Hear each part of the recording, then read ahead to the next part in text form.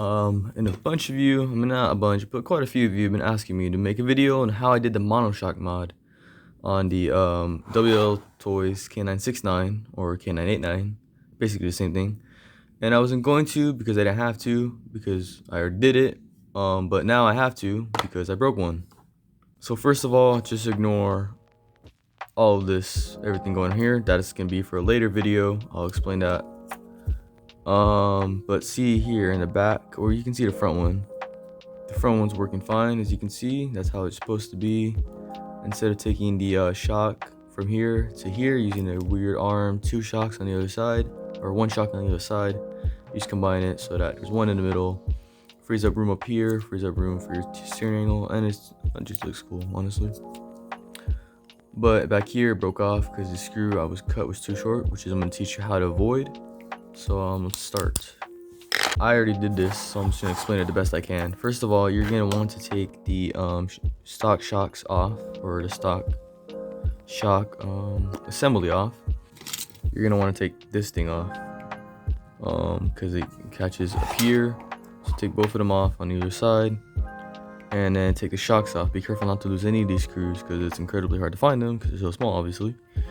And then you're gonna want to also take the metal ball heads that go on here off. When this is attached to the bottom right here, you guys will be using the screw that held that in to install these metal shiny silver ball heads. When this was stock, this little triangle piece went up all the way up here and went down, so it's all one triangle piece. What you're gonna want to do is cut it using an X-Acto knife or like something similar, and cutting it right before the ball or the screw. Or right, no, sorry, there's no screw there. What you're going to do is cut it with an X-Acto knife or something similar to get a flat spot right here, and there's not going to be a hole there, so you get the flat spot right there.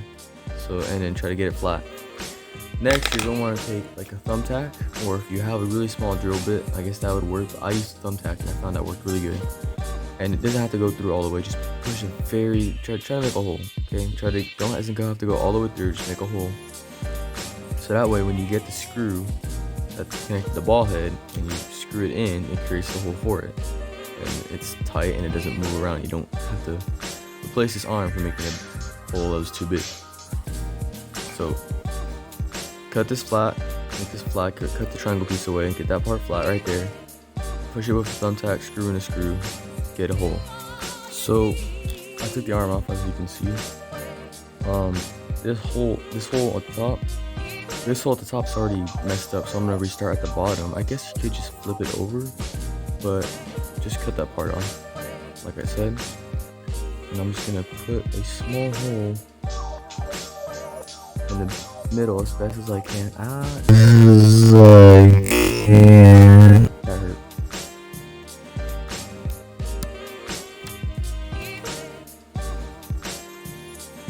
Don't poke it like super hard, just press down on one spot. You're almost like you're it hits a piece of metal, like a nail or a punch, so you can start a hole. That's all I'm doing. Instead of using a screw in the ball head that originally came with this, since I have no idea where those are at, I'm going to use a screw and ball head assembly that came off of the my Axial XCX24. So in addition to the wheels, I have new diff covers, new servo, all metal steering rod, new motor because I actually burned this out, the old motor, while camping. I don't know what happened to it. They gave me a new motor, so it's giant, and then the shocks. Cool shock. So thanks, Mason. Yeah, you'll be seeing them a lot in future videos, or at least the parts he gives me. So also back to the ball head. So what you want to do is get a better screwdriver than this. I have no idea where my other screwdrivers are at, so try to get one with a grip because it's gonna hurt if you miss. Oh wait, never mind. You're gonna need an Allen head, or I don't know. I guess the screws you guys will be using will have a Phillips head, so get a better screwdriver. This one has an Allen head, which I have this, which is an awesome tool. And you're just gonna want to screw the screw in with the ball head. And this right here is the most important part that I screwed up last time, and that I got people in the comments saying it screwed up. You have to do the tricky task, first focusing your camera and then cutting the ball head or the screw that you're gonna be using to the right length. So you're gonna what I did is match it up to the side. You don't want to cut it so it's not in that way, but you want to cut it enough so that it has enough thread to grip on and that won't pop out like mine did. So it's good to have extra supply of these, which I do. So I think if you take all the ball heads off, you should have 2 extra screws. So try to get it right the first time, but if not, you have some cushion in case you screw up. No pun intended.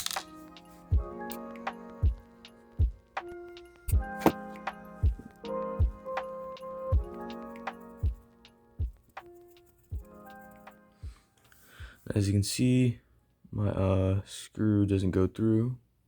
That rhymes because the bolt is in the way from this. So I just take it back out, screw it in. Try not to do that too many times because then you'll wear out the plastic.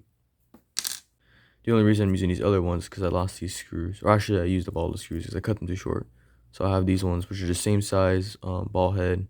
I'm just using these because that's what I have. So yeah, it's not gonna be exactly the same, but the process is gonna be the same. And then you can just clip it on one side and then clip on the other side. And there you go. Now you got suspension for both sides. And it's a cool thing to notice is that these shocks, these stock shocks come with these little clips that you can take on and off. As you can see, I have none in the back, so I want softer suspension in the back. I have 2 in the front, so I want stiffer suspension in the front. So that's cool. You can adjust the spring tension, or spring, yeah, rigidity. I don't know, but yeah, that's how you do the Monoshock mod on the axial Wltoys K969. I will show you guys what I'm doing for the steering. I have the servos, you can see. I'm still trying to figure out the steering because it's not, but I want it yet. But I'm going to figure that out. That video will be coming out very soon. Thank you for watching this video. Hope it was helpful. Make sure to subscribe, and I shall see you later. Goodbye.